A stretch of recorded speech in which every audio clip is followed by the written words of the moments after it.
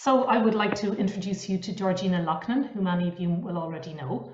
Georgina has worked for Metabolism and Obesity Services at the Royal Prince Alfred Hospital in Sydney in Australia since 1983. Her original discipline is physiotherapy. She specialises in lifestyle prescription for improved health and fitness in people with physical disabilities, intellectual disabilities and mental illness. In 1991, she established the first public hospital clinic in Australia for adults with PWS, and soon after expanded the clinic to see adolescents from the age of 11 years. She works closely with people with PWS and their families, support workers, educators and employers, promoting good health and appropriate environments to support people with the syndrome so they enjoy a full life with greater longevity.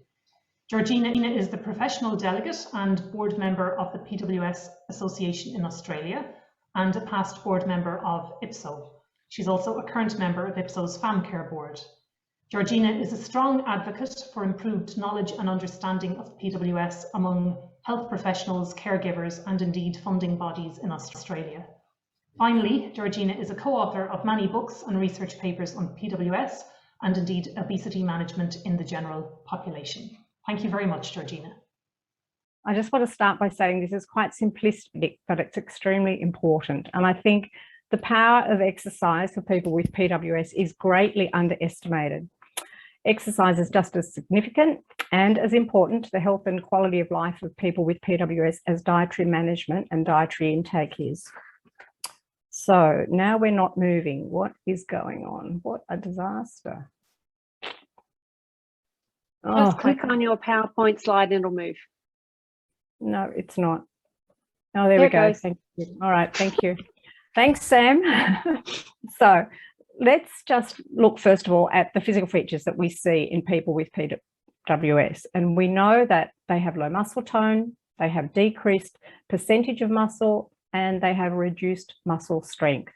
And all of this leads to a decrease in resistance to movement, loose muscles, floppy muscles, less stable joints, poor balance, reduced total energy expenditure, reduced fat burning potential because they have less muscle, poor posture, hypoventilation because of the poor intercostal muscles, reduced respiratory fitness as a result, reduced physical capacity, and they're very prone to daytime sleepiness, and they have reduced motivation because moving is just damn hard for them.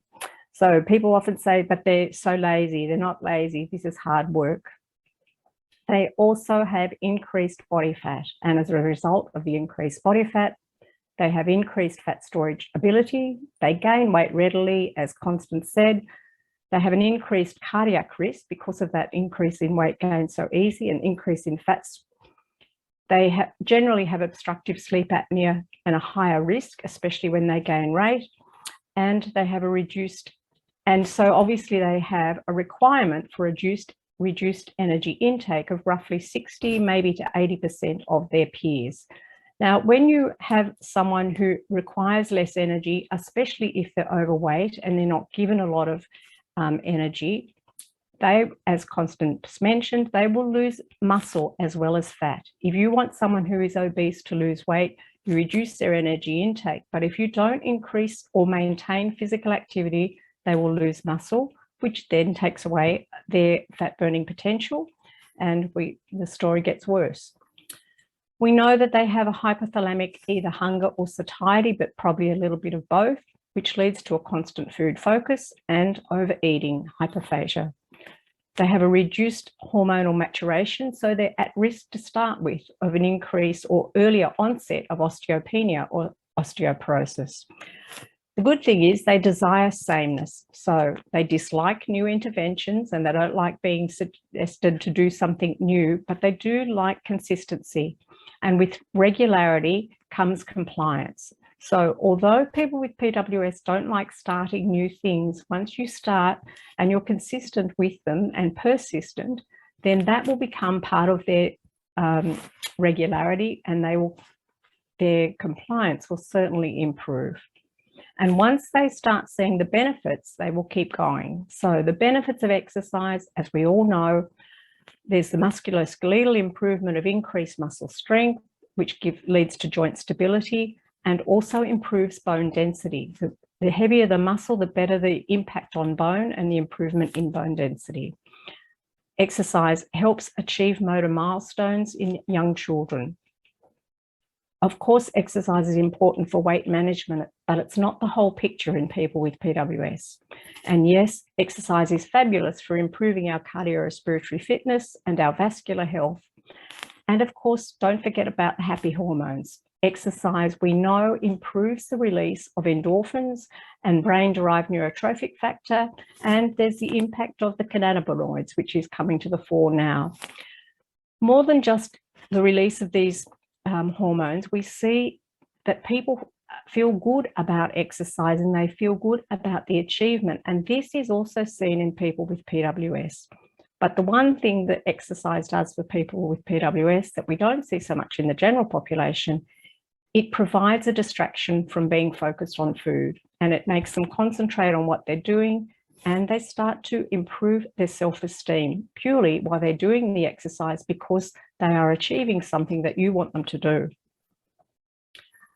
We know that exercise certainly improves obesity-related comorbidities such as diabetes, and we see this in people with PWS. Despite weight loss, if they're exercising regularly, their diabetes profile improves dramatically. It improves hypertension, circulation, and we know they have poorer circulation in their capillaries of the hand in particular. It improves hypoventilation, especially if they're obese, because they've got heavy fat sitting on top of these weaker, lower toned intercostal muscles, and exercise will help them breathe more deeply. It also improves OSA. And of course, exercise improves edema and lymphedema, a lot of which we see in Prader-Willi syndrome, especially in those who are obese. And it will improve their cholesterol profile as well. So the exercise picture is it needs to be regular. It needs to include aerobic exercise as well as strengthening exercises. We start at a lower intensity and move up to a moderate intensity. For some people, this might be quite minimal exercise at a low level, but it will be enough to get them feeling as though they are exercising and increasing their heart rate. So depending again on their fitness level. It must be incorporated into their daily routine, and it can be done on one-to-one in a group, making it fun, or improving and increasing their incidental activity. We've got to remember people with PWS aren't sick. They're still able to do things. But the bottom line is exercise is not an optional extra. It is vital to their health and their longevity.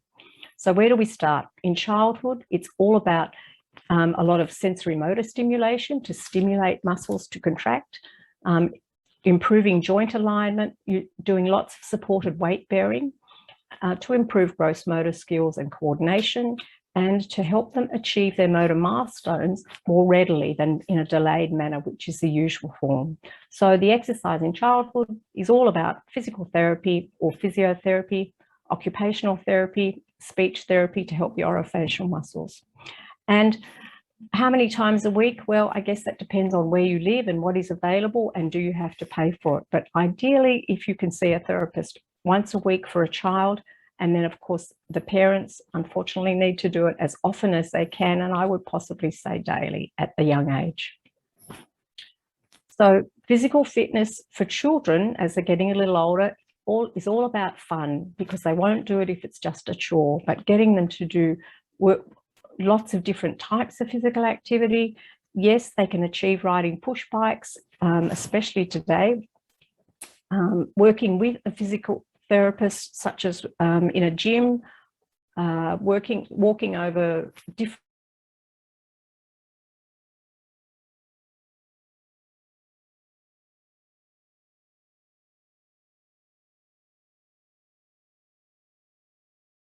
remains a huge part of their life. Yes, it's for muscle strengthening and for fitness. It's for improving their physical capacity, because this is the age where they start to notice a huge gap between themselves and their peers. And people don't want them to join their sports teams because they're too slow. So improving their physical capability is a really important thing to the person themselves, so that they can join in and so that they can keep up with their not only their peers, but also their siblings. And bone density is extremely important, especially now with growth hormone. We see a lot of children receiving growth hormone and being quite well managed with their food, possibly too well managed sometimes, or they're not on growth hormone, but their parents know about PWS, so they really keep the food to a minimum. And then we see teenagers with not just osteopenia, but with osteoporosis, because their body has not carried enough weight through their bones. And because they're slim, the parents don't feel they need exercising. But this is where you as professionals really need to stipulate that exercise is a major part of Prader-Willi syndrome care. Weight management goes without saying, and yes, it's often a time where weight increases around the adolescent years.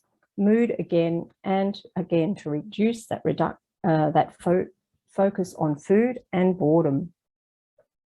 So effective exercise takes in two components. There's the aerobic, and in the adolescent and adult, we're aiming for 30 up to 60 minutes by at least 6 days a week. I always say there should be 1 day a week for tissue repair, but 5 to 6 days a week, preferably doing it before a snack or a meal, so they have the natural reward of something to eat, which of course is what they like.